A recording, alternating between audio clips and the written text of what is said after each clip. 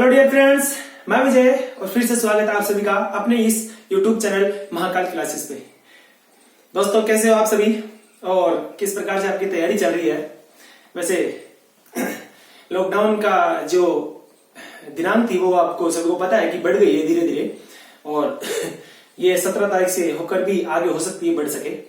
और ये अपने लिए अच्छा होगा कि लॉकडाउन की जो डेट है वो आगे बढ़ जाए, क्योंकि यदि कोरोना से बचना है तो बस एक यही रास्ता है, लॉकडाउन।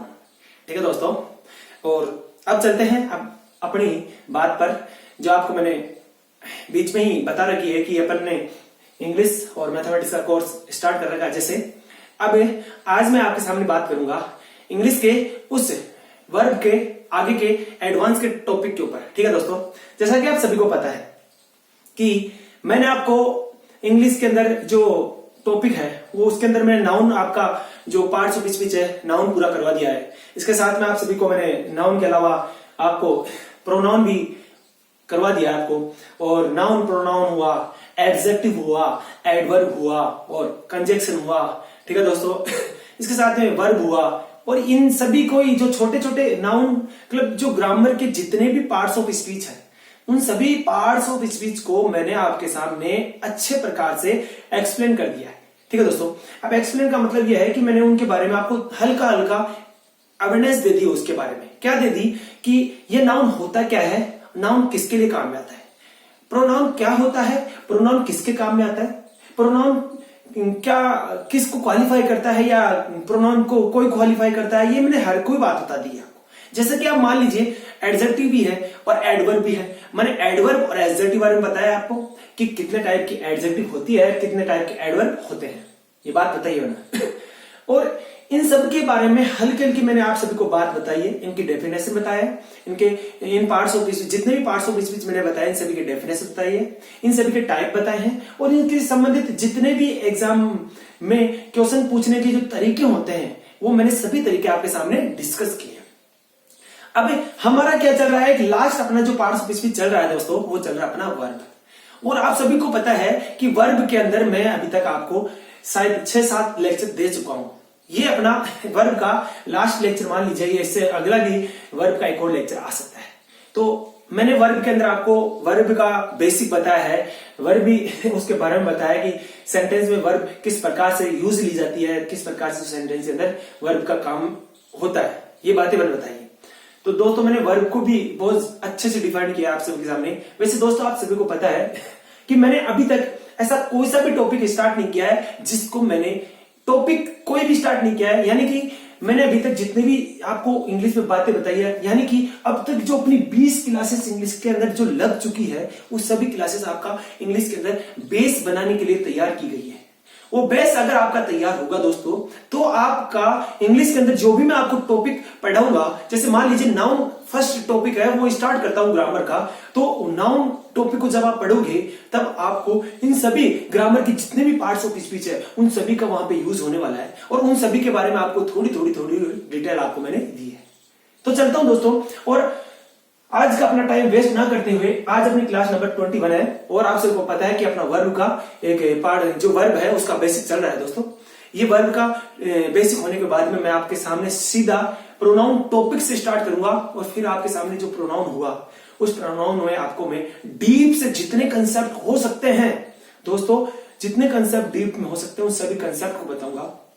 कंसेप्ट को बताने का मतलब ये नहीं है कि मैं आपको कोई रूल बता दूं और आप रूल रट लो, और रटने के बाद में आप थोड़े दिन बाद में रूल को भूल जाओ। ये कतई मेरा आपसे वो नहीं है, यहाँ पे पढ़ाने का मतलब इंटेंशन नहीं है आपका, कि मेरा इंटेंशन नहीं है कि मैं आपको यहाँ पे रूल सिखाऊं या रूल पढ़ाऊं या रूल रटाऊं, ऐसा कोई मतलब नहीं है दोस्तों। मैं आपको केवल और केवल इंग्लिश की आपके माइंड में बेसिक जो डेवलपमेंट होती है इंग्लिश की, वो डेवलप करने की कोशिश कर रहा हूं। और दोस्तों यदि आप इंग्लिश को जिस नजरिए से मैं देखकर चीजों को समझ रहा हूं, ठीक उसी नजरिए से यदि आप भी उन चीजों को समझोगे दोस्तों, तो आपके लिए इंग्लिश चुटकियों में क्वेश्चंस, एरर के क्वेश्चन आप देखते ही सॉल्व कर सकते हो। तो ठीक है दोस्तों, चलता हूं लेकिन मैं आप सभी को पता है कि वर्ब के मैंने आपको लेक्चर नंबर 5 दे दिया है, क्लास 5 वर्ब की मैंने दे दी है। क्लास नंबर 6 में क्या पढ़ेंगे, और मैंने जो क्लास ले रहा हूं वर्ब की, उस वर्ब की क्लास में मैंने आपको यहाँ पे वर्ब की 2 टाइप बताई है, और 2 टाइप कौन सी बताई है आप सभी को पता है कि एक होती है एक्टिव वर्ब और एक है पैसिव वर्ब।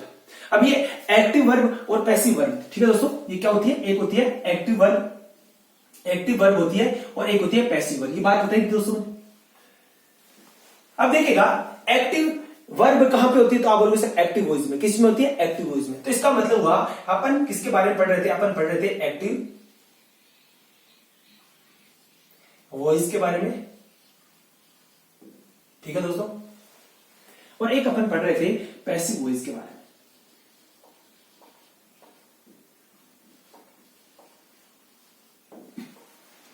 ठीक है दोस्तों, यहां तक बात सुनिए। अब अपन ने यहां पे स्टार्ट कर दिया था कि किसी भी एक्टिव के सेंटेंस या किसी भी सेंटेंस को, किसी भी एक्टिव के सेंटेंस को या किसी भी सेंटेंस को जो एक्टिव में है, उस सेंटेंस को पैसिव वॉइस के सेंटेंस में किस प्रकार से चेंज करते हैं, ये बात मैंने बताई थी आपको। तो देखते हैं अपन कि मैंने आपको एक्टिव वॉइस का कोई भी सेंटेंस या कोई भी सेंटेंस को एक्टिव वॉइस में लिखने का एक फॉर्मूला बताया था। और फॉर्मूला क्या बताया था दोस्तों, फॉर्मूला ये बताया मैंने कि इसके अंदर क्या होता है, इसमें होता है एक तो सब्जेक्ट दोस्तों, एक होता है सब्जेक्ट, और एक होता है इसके अंदर सब्जेक्ट के बाद में आता है इसके अंदर वर्ब। क्या आती है दोस्तों, वर्ब आती है।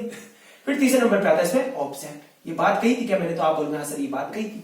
और मैंने कहा था कि इस एक्टिव वॉइस का ये कोई सेंटेंस है, एक्टिव वॉइस का कोई सेंटेंस, इस एक्टिव वॉइस का कोई भी सेंटेंस यदि लिखा जाएगा तो वह हमेशा इस मेथड का यूज होगा, यानी कि उस सेंटेंस में हमेशा पहले सब्जेक्ट होगा और उस सेंटेंस में फिर सब्जेक्ट के बाद वर्ब होगी, वर्ब के बाद फिर क्या होगा, ऑब्जेक्ट होगा। यहां तक बात बताई थी।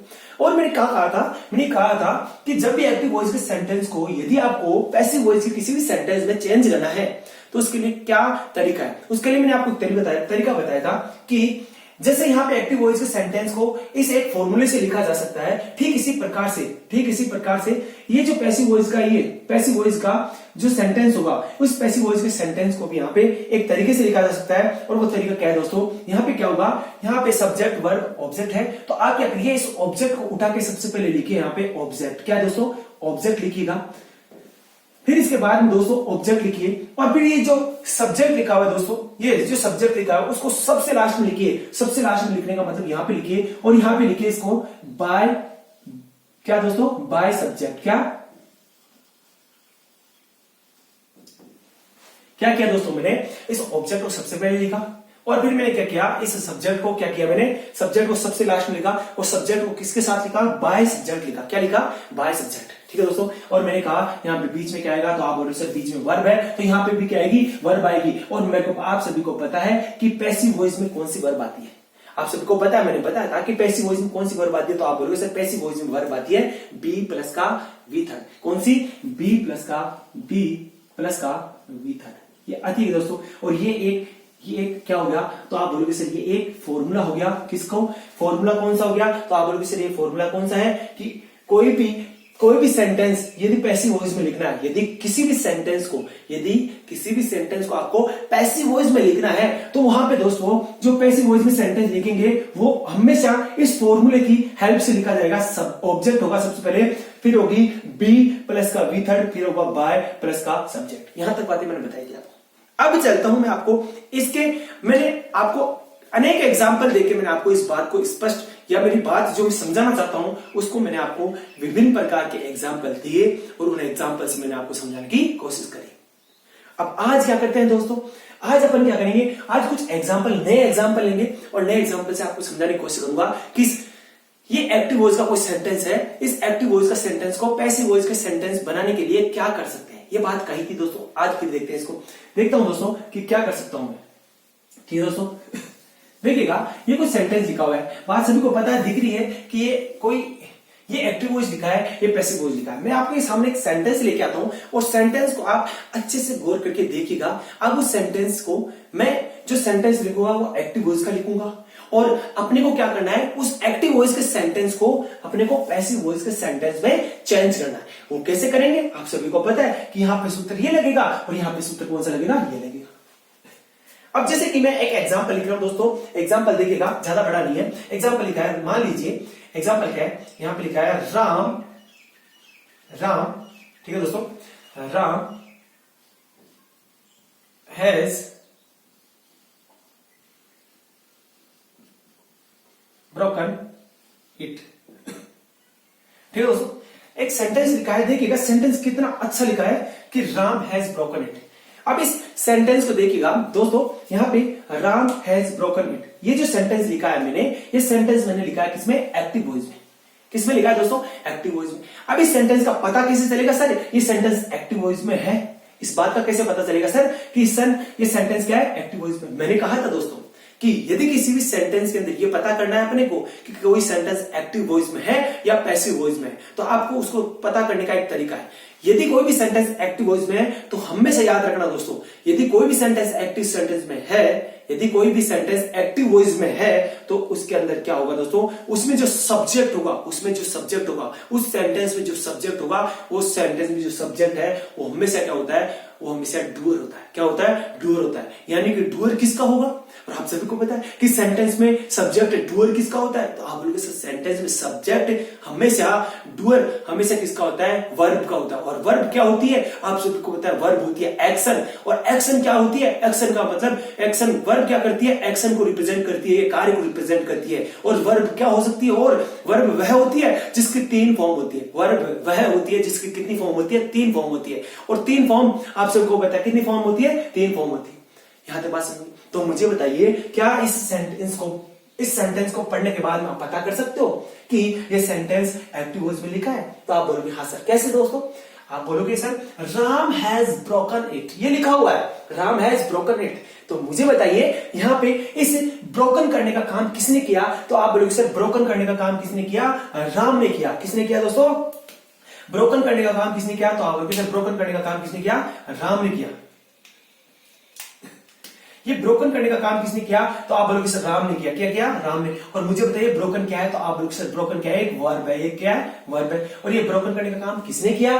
तो आप बोलोगे सर ब्रोकन करने का काम राम ने किया। किसने? राम ने। तो मैंने यही तो कहा दोस्तों कि किसी भी एक्शन को जो कोई कर देगा, किसी भी एक्शन को जो कोई कर देगा, वही उस एक्शन का क्या होगा? डूअर होगा। क्या होगा? डूअर। और ये क्या है? डूअर है। और डूअर हमेशा क्या होता है? सब्जेक्ट होता है। इस बात का सभी को पता है। तो मैंने कहा यदि एक्टिव वॉइस के अंदर किसी भी सेंटेंस को पहचानना है तो आप सभी को सबसे पहले क्या करना है? आपको पता करना है कि सब्जेक्ट वहां पे डूअर है या सब्जेक्ट वहां पे रिसीवर है। यदि सेंटेंस में सब्जेक्ट डूअर है, यदि सेंटेंस में सब्जेक्ट डूअर है, तो आप समझ जाओगे कि सेंटेंस के अंदर जो वॉइस होगा वो कौन सा होगा? Active voice. पहला तरीका हुआ। दूसरा तरीका क्या?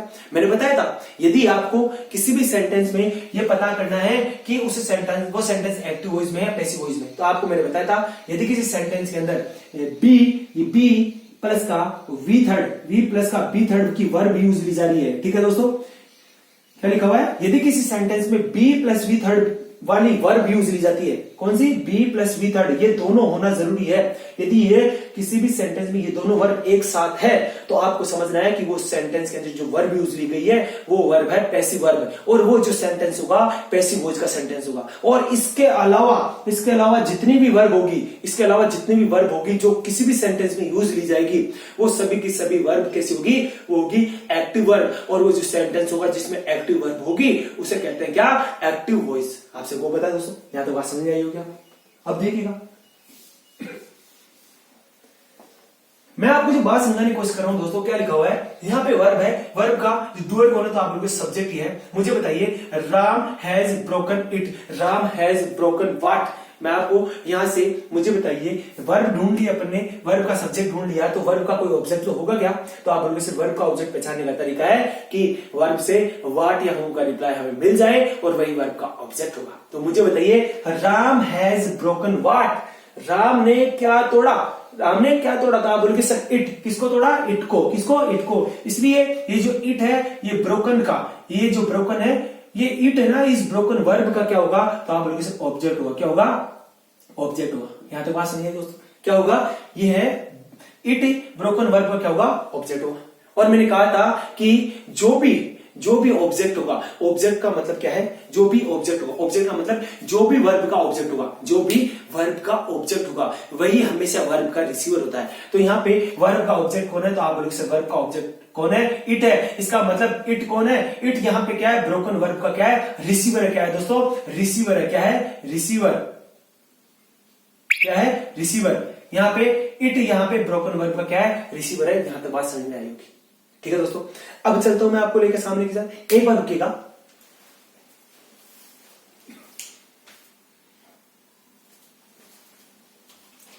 ठीक है दोस्तों, अब देखते हैं अपन अगली बात अपनी क्या है। मैंने आपको बताया एक्टिव वॉइस के अंदर ये बात होती है। यहां तक आप सबको पता चला कि एक्टिव वॉइस के अंदर subject plus verb plus object होता है। ठीक है दोस्तों, ये एक सेंटेंस, एक्टिव वॉइस का सेंटेंस इस फॉर्म में लिखी जाती है। मुझे बताइए कि राम हैज ब्रोकन इट, यहाँ पे हैज क्या है? तो आप बोलोगे सर हैज यहाँ पे क्या है? हैज यहाँ पे हेल्पिंग वर्ब है। क्या है? Helping verb. हेल्पिंग वर्ब क्यों है दोस्तों? आपको बता देता हूं क्यों दोस्तों। यदि देखना अभी कभी भी आप वी थर्ड के बाद में, कभी भी आप वी थर्ड के पहले, कभी भी आप वी थर्ड यानी कि मैन वर्ब, वी थर्ड या मैन वर्ब के बाद में यदि आप कभी भी क्या देखो, हैज, हैव और हैड, तो ये तीनों यहां पे क्या होगी? तो आप बोलोगे ये तीनों क्या होगी? हेल्पिंग वर्ब होगी। क्या होगी दोस्तों? तीनों helping verb, has, have, had. यदि आप किसी भी वी थर्ड के पहले देखो, किसी भी वी थर्ड के पहले देखो, तो हमेशा हैज, हैव, हैड क्या होगी? हेल्पिंग वर्ब होगी। क्या होगी? Helping verb. अब मैं आपको बता देता हूं दोस्तों, देखिएगा मैंने आपको एक बात समझाने की कोशिश कर रहा हूं मैं, जो देखिए क्या बात है अपनी। मैं आपको बोल रहा हूं यहाँ पे राम क्या है? आप बोलोगे डूअर है। क्या है? राम डूअर। और एक्टिव वॉइस के अंदर जो डूअर होता है वो क्या होता है? सब्जेक्ट होता है। ठीक है दोस्तों, अब यहाँ पे मुझे बताइए कि सब्जेक्ट मिला ऊपर, तो आप बोलोगे सब्जेक्ट मिला। मुझे बताइए वर्ब मिली, तो आप बोलोगे हाँ सर वर्ब मिली। कौन सी वर्ब? ये ब्रोकन वर्ब आई। इसका मतलब ये पूरी वर्ब है। ये क्या है? पूरी वर्ब। अब देखिएगा, मुझे बताइए कि ऑब्जेक्ट मिला, तो आप बोलोगे हाँ सर ऑब्जेक्ट मिला। इसका मतलब क्या हुआ? ये जो सेंटेंस है, ये सेंटेंस हमेशा अपने इस फॉर्मूले को क्या कर रहा है? इस फॉर्मूले के ऊपर बेस्ड है। ये इस फॉर्मूले की क्या कर रहा है? इस फॉर्मूले की कंडीशन को अपने को बता रहा है। ठीक है दोस्तों, क्या कंडीशन दी गई थी अपने एक्टिव वॉइस की? एक्टिव वॉइस का कोई भी सेंटेंस यदि हमें बनाना है तो उसके लिए क्या कंडीशन थी? उसके लिए कंडीशन थी subject plus verb plus object. तो मुझे बताइए क्या राम हैज ब्रोकन इट, इस सेंटेंस के अंदर क्या हमने इस ऊपर वाली कंडीशन को पूरा अप्लाई किया है? तो आप बोलोगे हाँ सर अप्लाई किया है। अब मुझे बताइए यदि ऐसा है, अप्लाई किया है मुझे, अब मुझे बताइए दोस्तों, राम हैज ब्रोकन इट, आपको इस सेंटेंस को देखने से क्या लग रहा है? तो आप बोलोगे सर इस सेंटेंस को देखने से लग रहा है कि हैज हेल्पिंग वर्ब लिखी हुई है और यहाँ पे क्या लिखा हुआ है? ब्रोकन लिखा हुआ। क्या लिखा हुआ है? ब्रोकन। अब यहाँ पे ब्रोकन कौन है? तो यहाँ पे ब्रोकन वी थर्ड। क्या है? क्या है दोस्तों? V third. क्या है? V third. ठीक है दोस्तों, ब्रेक, ब्रोक, ब्रोकन क्या होगी? ब्रेक, ब्रोक या ब्रोकन। तो ब्रोकन यहाँ पे क्या है? वी थर्ड है, ये हेल्पिंग वर्ब। अब आपको यहां से देखने को पता कर रहा होगा सर ये सेंटेंस, ये जो सेंटेंस लिखा हुआ है, ये सेंटेंस कौन से टेंस में लिखा हुआ है? तो आप बोलोगे सर ये सेंटेंस जो लिखा हुआ है वो प्रेजेंट के परफेक्ट में लिखा हुआ है, क्योंकि आप सभी को पता है जो प्रेजेंट का परफेक्ट होता है उसके अंदर हेल्पिंग वर्ब क्या होती है? तो आप बोलोगे सर हैज और हैव होती है। क्या होती है? हैज और हैव होती है। ठीक है दोस्तों, और प्रेजेंट परफेक्ट के अंदर क्या होती है? वी थर्ड यूज मिली जाती है। तो क्या वहां पे है? तो आप बोलोगे सर हाँ, राम हैज ब्रोकन इट, ये पूरा सेंटेंस प्रेजेंट परफेक्ट में लिखा हुआ है।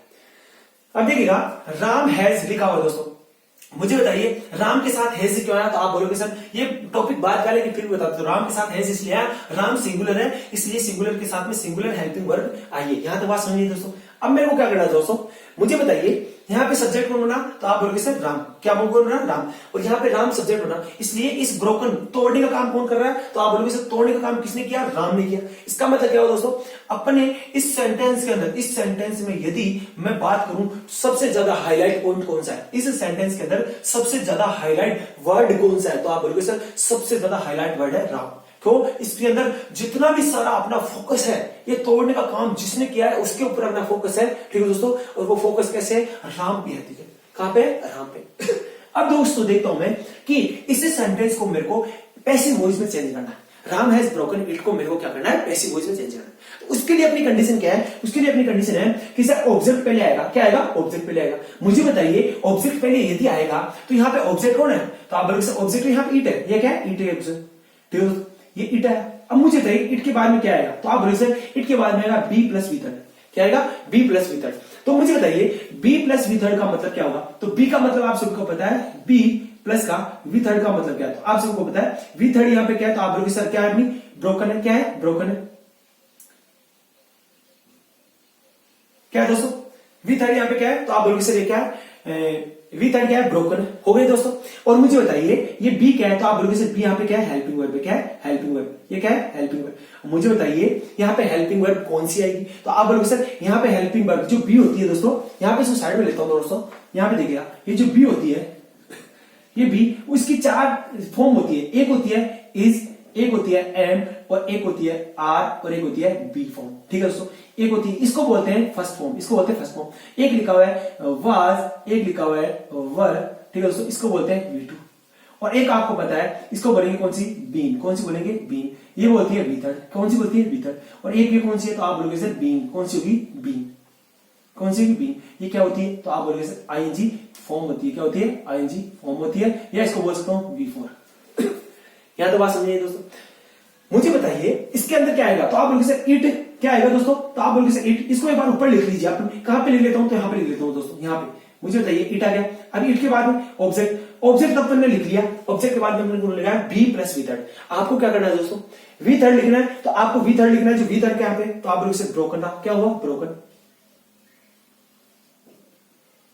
लिख दिया ब्रोकन आपने, लेकिन नहीं, ब्रोकन से पहले लिखा हुआ क्या, तो आप बोलोगे सर बी। मुझे बताइए यहाँ पे बी के अंदर, यहाँ पे ब्रोकन के साथ में क्या आएगा, इज आएगा, एम आएगा, आर आएगा, या वाज आ रहा है, वर आएगा, या बीन आएगा, या बींग आएगा। तो आप बोलोगे दोस्तों कि सर यदि मुझे यहाँ पे ब्रोकन क्या लिखा हुआ है, तो आप बोलोगे सर वी थर्ड है। क्या है, वी थर्ड। और मुझे बताइए इनमें से वी थर्ड किसको बता रही है, तो आप बोलोगे सर वी थर्ड बीन को बता रही है। किसको बता रही है, बीन को। इसका मतलब दोस्तों इसको यहां से उठाइए और यहां पे रख दीजिए। कहां पे, यहां पे। तो यहां पे क्या लिखेंगे, आप बोलोगे सर बीन। क्या लिखेंगे, बीन।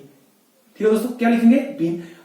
यहां तक बात समझिए। अब यहां पे क्या आएगा दोस्तों, तो आप बोलोगे सर यहां पे क्या आएगा, यहां पे आएगा इट हैज। जो हैज था दोस्तों, जो हेल्पिंग वर्ब पहले से लगी हुई है सेंटेंस में, उसको ऐसे के उससे उठाना है और यहां पे रखना है। ठीक है दोस्तों, तो यहां पे क्या लिखेंगे, तो आप बोलोगे सर हैज रखेंगे। क्या लिखेंगे, हैज रखेंगे।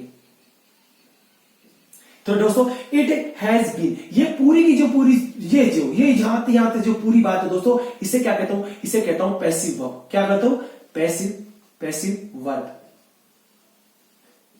ये पूरी वर्ब क्या हुई, तो आप बोलोगे हैज बीन ब्रोकन। ये पूरी क्या हुई, तो आप बोलोगे पैसिव वर्ब। क्या हो, पैसिव। अब देखिएगा यहां पे ऑब्जेक्ट भी आ गया, बी प्लस वी थर्ड भी आ गई। अपने पास क्या बचा, तो आप बोलोगे सर अपने पास बाय प्लस ऑब्जेक्ट। तो बताइए मेरे पास बाय लिख दिया मैंने, सब्जेक्ट लिखा है। अब मुझे बताइए सब्जेक्ट आप है, तो आप बोलोगे सब्जेक्ट कौन है, तो सब्जेक्ट है इसमें राम। कौन है, राम। यहां पे बात समझिए दोस्तों, क्या है, राम।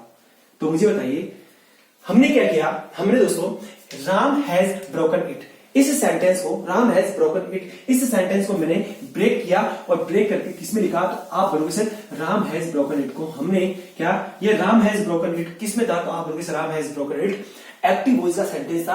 किसका, एक्टिव वॉइस का सेंटेंस था। और एक्टिव वॉइस के सेंटेंस को मैंने पैसिव वॉइस में जब सेंटेंस को चेंज किया, तो क्या है मेरे पास, it has been broken by Ram. ठीक है दोस्तों, अब इस पूरे सेंटेंस पे चर्चा करते हैं दोस्तों। यहां पे इस पूरे सेंटेंस पे आइए एक बार, यहां पे इट और प्लस में यहां पे क्या लिखा हुआ था, इट हैज, तो आप बोलोगे बीन ब्रोकन बाय राम।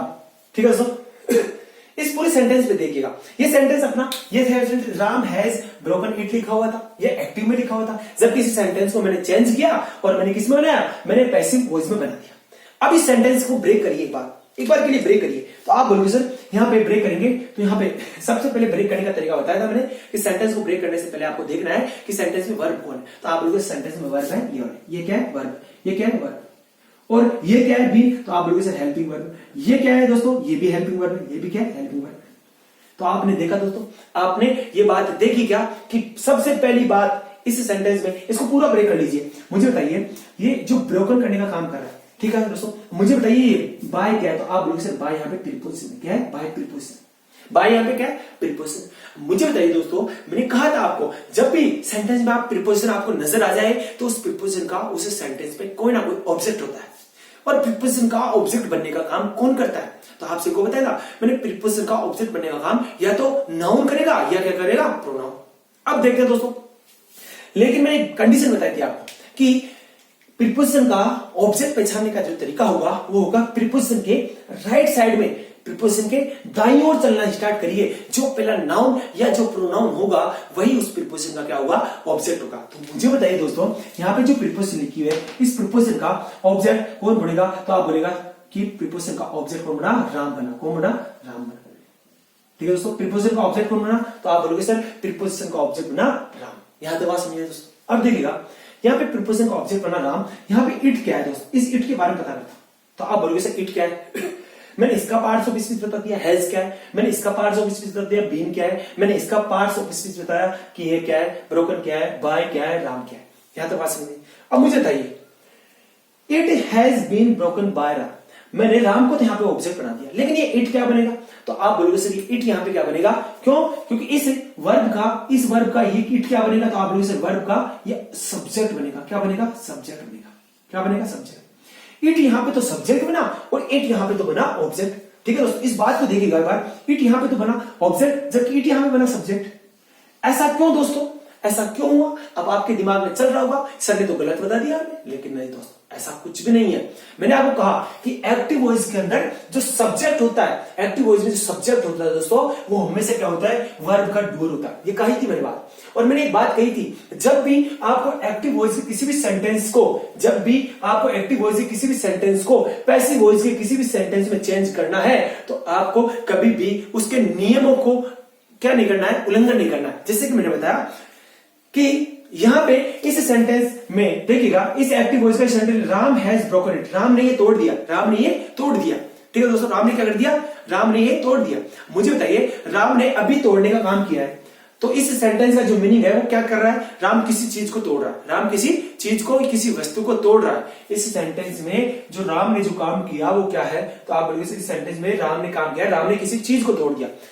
दोस्तों मैंने कहा था कि एक्टिव वॉइस के किसी भी सेंटेंस को पैसिव वॉइस के किसी भी सेंटेंस में चेंज करते समय उस सेंटेंस का नहीं तो मीनिंग चेंज होना चाहिए और नहीं उस सेंटेंस का टेंस चेंज होना चाहिए। ठीक है दोस्तों, जैसे कि बताता हूं, सेंटेंस का मीनिंग चेंज नहीं होना चाहिए। सबसे पहली बात समझिए, मैंने कहा Ram has broken it, Ram ने यहां पे कुछ तोड़ा क्या, तो आप बोलोगे हाँ राम ने यहां पे कुछ तोड़ दिया। तो मुझे बताइए, क्या इस सेंटेंस को पढ़िए एक बार कि it has been broken by Ram, यहां पे लिखा हुआ है it has been broken by Ram. मुझे बताइए इस सेंटेंस को आप पढ़िए दोस्तों, और इस सेंटेंस का हिंदी में जब मीनिंग करोगे तो आप सभी को समझ में आएगा कि इस सेंटेंस में भी राम किसी को तोड़ रहा है। ठीक है दोस्तों, राम किसी वस्तु को तोड़ रहा है। हुआ क्या दोस्तों, इतना सा अंतर हुआ। अंतर क्या हुआ दोस्तों, इतना सा अंतर हुआ कि यहाँ पे राम हैज ब्रोकन इट, यहाँ पे वस्तु का तोड़ा जाना होता है, यहाँ पे वस्तु का सीधा तोड़ा होगा। ठीक है दोस्तों, किसी वस्तु को सीधा राम तोड़ेगा। ठीक है दोस्तों, यहाँ पे क्या करेगा, वस्तु को सीधा राम तोड़ेगा यहाँ पे, जबकि यहाँ पे हुआ क्या, यहाँ पे किसी वस्तु, कोई भी वस्तु राम के द्वारा तोड़ी गई। यहाँ पे मीनिंग आएगा तोड़ी जाना, यहाँ पे क्या आएगा, तोड़ा जाना। यहाँ पे क्या आएगा दोस्तों, तोड़ा जाना। अब मुझे बताइए, पहली बात कंडीशन हो चुकी है, यहाँ पे भी तोड़ना राम ने किया और यहाँ पे भी राम ने तोड़ना किया। तो मुझे बताइए यहाँ पे राम डूअर था किसका, तोड़ने का। तो मुझे बताइए क्या यहाँ पे राम क्या इस बात का डूअर नहीं है, ब्रोकन का, तो आप बोलोगे सर डूअर है। क्यों है दोस्तों, बताऊंगा। तो मैंने कहा था कि एक्टिव वॉइस के अंदर जो पूरा फोकस होता है अपना वो राम पे है, किस पे, डूअर पे है, किस पे, डूअर पे। और डूअर कौन है, यहाँ पे सब्जेक्ट है, सब्जेक्ट कौन है, राम है। यहाँ तो बस। और जो पैसिव वॉइस होता है दोस्तों, उसमें अपना जो सारा फोकस है वो किस पे होता है, रिसीवर पे होता है। मुझे बताइए इट यहाँ पे रिसीवर है या डूअर है, तो आप बोलोगे सर इट यहाँ पे क्या है, रिसीवर है। क्यों, इट हैज बीन, ये तोड़ी गई किसके द्वारा, राम के द्वारा। किसके द्वारा, राम के द्वारा। इसलिए यहाँ पे जो इट है वो यहाँ पे इट रिसीवर है, लेकिन यहाँ पे इट को हमने क्या बनाया, सब्जेक्ट बनाया, और सब्जेक्ट यहाँ पे इस हिसाब से, इस फॉर्मूले से बनाया आपने। ठीक है दोस्तों, तो इसमें भी राम डूअर है जबकि इसमें भी राम ही डूअर है। ठीक है दोस्तों, लेकिन हुआ क्या, इसमें राम को हाईलाइट करने के लिए अपने सब्जेक्ट बनाया और इसको इट को हाईलाइट करने के लिए अपने क्या बनाया, इसको सब्जेक्ट बनाया। यहाँ तो बात समझिए दोस्तों। अब देखो आगे बताता हूं। मुझे बताइए यहां तक आप सबको समझ में आएगी, it has been broken by Ram और राम हैज ब्रोकन इट। मैंने एक बात कही कि सेंटेंस का एक तो मीनिंग चेंज नहीं होना चाहिए, तो अपन ने पहली बात देख ली, सेंटेंस का मीनिंग चेंज नहीं हुआ। एक्टिव वॉइस में जो सेंटेंस था उसका और जो पैसिव वॉइस में जो सेंटेंस था उसका मीनिंग हमेशा सेम। दूसरी बात, एक्टिव से पैसिव जाते हुए सेंटेंस का टेंस चेंज नहीं होना चाहिए, सेंटेंस का टेंस चेंज नहीं होना चाहिए। मुझे बताइए क्या यहाँ पे टेंस कौन सा है, तो आप बोलोगे सर हैज ब्रोकन, ये बताता हमें प्रेजेंट का परफेक्ट। हैज ब्रोकन हमें किसको बताता है, प्रेजेंट का परफेक्ट। मुझे बताइए दोस्तों क्या हैज बीन ब्रोकन, क्या ये कौन सा सेंटेंस बताता है, तो आप बोलोगे सर हैज बीन ब्रोकन, ये भी हमें प्रेजेंट का परफेक्ट ही बताता है। कौन सा बताता है, प्रेजेंट का परफेक्ट ही बताता है। तो मुझे बताइए क्या अपन ने यहां से इस सेंटेंस को इस सेंटेंस में चेंज करते हुए क्या सेंटेंस का मीनिंग चेंज हुआ, तो आप बोलोगे नहीं सर। क्या सेंटेंस के अंदर सेंटेंस का मीनिंग चेंज होने के साथ में ये बताइए सेंटेंस के अंदर सेंटेंस का मीनिंग चेंज हुआ, तो आप बोलोगे नहीं सर। क्या सेंटेंस का टेंस चेंज हुआ? तो आप बोलोगे सर नहीं, ऐसा भी नहीं हुआ। तो फिर हुआ क्या?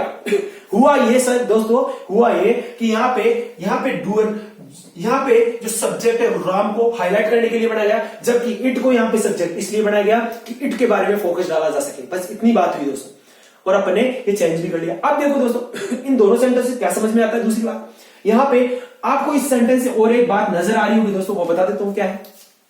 इट हैज बीन ब्रोकन, यहां पे लिखा हुआ इट हैज बीन ब्रोकन। इसका मतलब हुआ क्या कि एक सब्जेक्ट के साथ में, या ये मान लीजिए किसी भी सेंटेंस में, एक सब्जेक्ट के साथ में, या ये मान लीजिए किसी भी सेंटेंस में मैक्सिमम 3 क्या आ सकती है? मैक्सिमम 3 वर्ब आ सकती है, मैक्सिमम 3 वर्ब। आइए कि 3 वर्ब, तो आप बोलो यहां से हैज भी आया, बीन भी आया, ब्रोकन भी आया, ये तीनों वर्ब है, और ये मैक्सिमम 3 वर्ब एक सेंटेंस में आ सकती है। ये बात समझिए दोस्तों, यहां तक बात समझिए। तो मैंने यहाँ पे क्या, राम हैज ब्रोकन इट को, it has been broken by Ram. यहां तक मैंने आपको ट्रांसलेट करके इसको बताया कि यहाँ पे active voice sentence passive voice sentence में किस प्रकार से लिखा जा सकता है। यहां तक बात मेरी समझ में आई दोस्तों। अब अपन क्या करते हैं, एक अगला सेंटेंस एक और लेते हैं, और उस सेंटेंस से आप अपन समझने की कोशिश करते हैं कि यहाँ पे जो अगला ये एक्टिव वॉइस से पैसिव वॉइस में जाते समय किस प्रकार से किस सेंटेंस को चेंज करते हैं। ठीक है दोस्तों, तो चलता हूं अगला सेंटेंस।